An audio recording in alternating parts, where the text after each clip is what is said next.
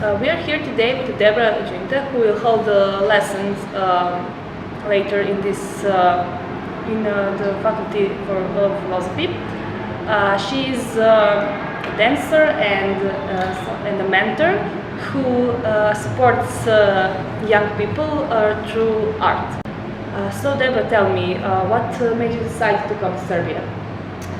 Yeah, well, part of my work is to talk about mission-driven leadership, helping young people really activate their leadership potential, helping them determine their mission and their purpose. And so in partnership with the U.S. Embassy in Belgrade, I'm helping to launch a new initiative for young people to help them to define their leadership potential and launch projects here in the country. So you will have more projects and workshops in Serbia too? Yes, the plan is to use this trip as an opportunity to get the word out about our work, and then come October, then we'll be launching a whole series of workshops for young emerging leaders. That's great to hear.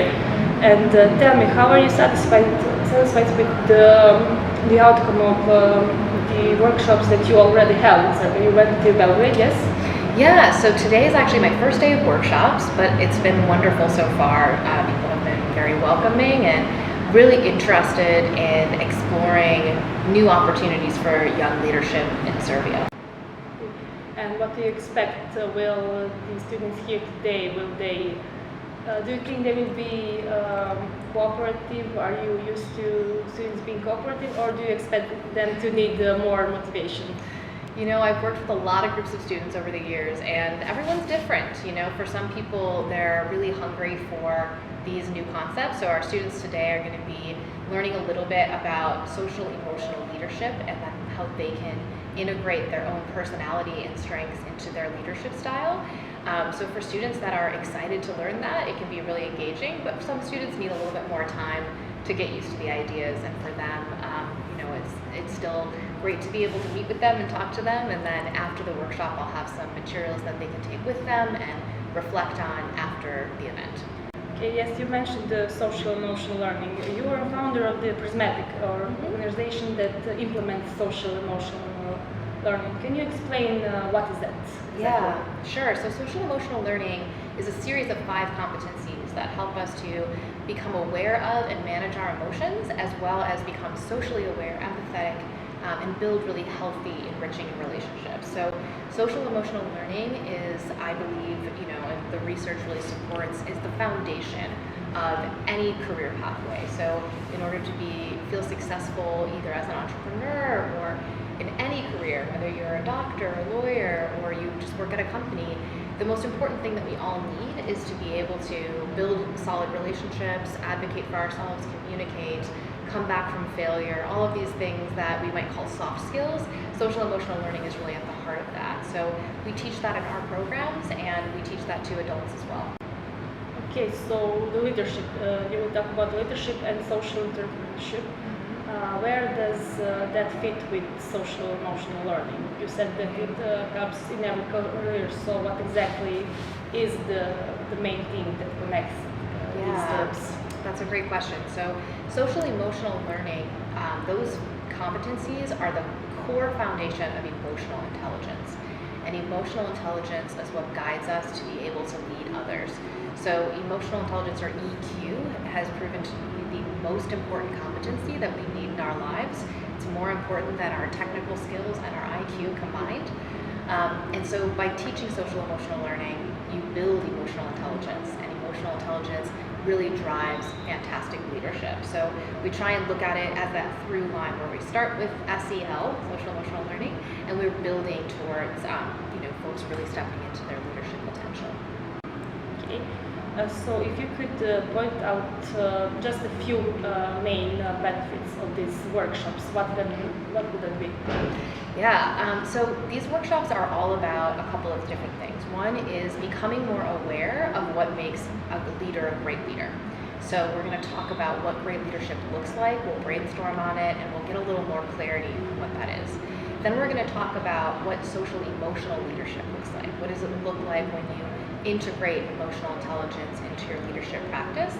And then at the end, folks will spend some time building their own style. So at the end of today's workshop, every person in attendance will be creating a leadership style guide for themselves that'll kind of define what their personal style of leadership really looks like. Because I truly believe, if it doesn't feel authentic to you, then it's not going to work. So people need to feel like it's their own style to really step into that.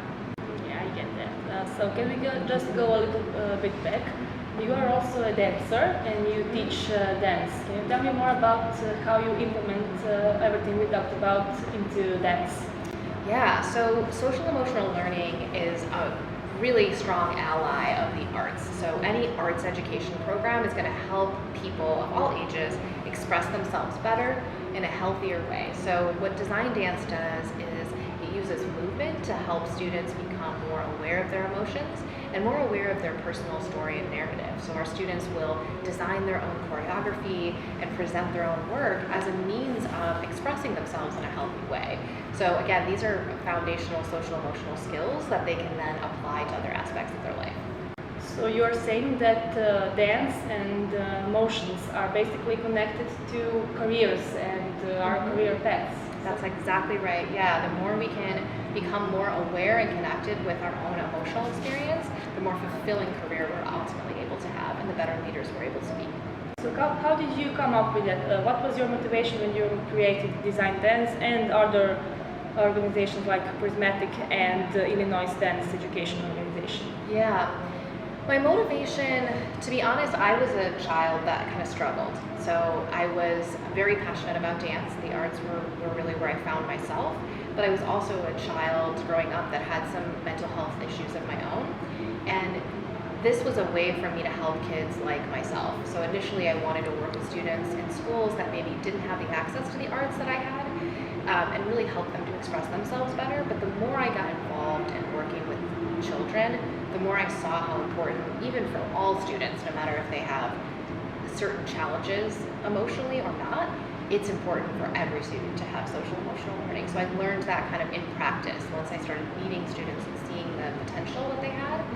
And I think that Prismatic was this way to expand our work outside of the arts. We saw so many kids that felt lost. They were in high school, they didn't know what they wanted to do, they didn't know who they wanted to be, and Prismatic became a way for them to explore themselves in school in a way that the academic classroom was not able to do.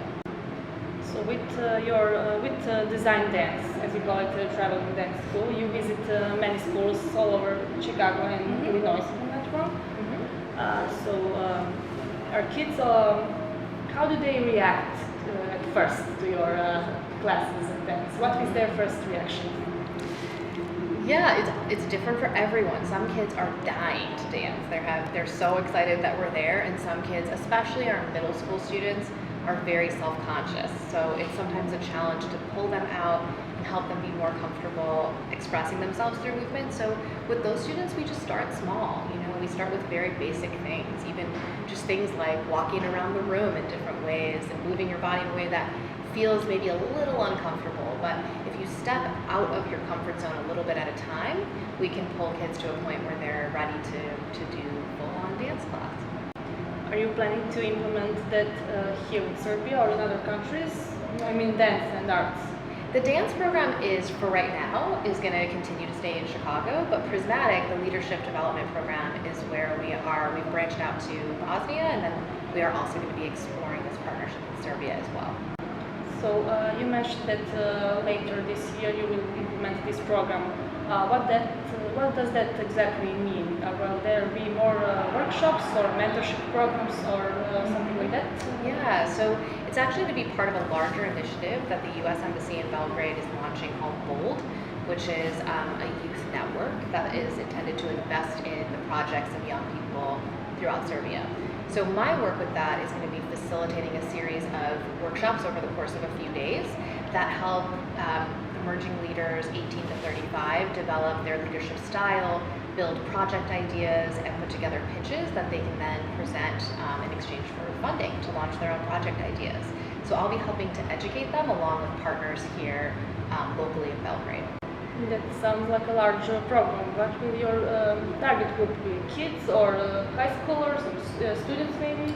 So for this project, it will be young adults ages 18 to 35. So tell me one more thing.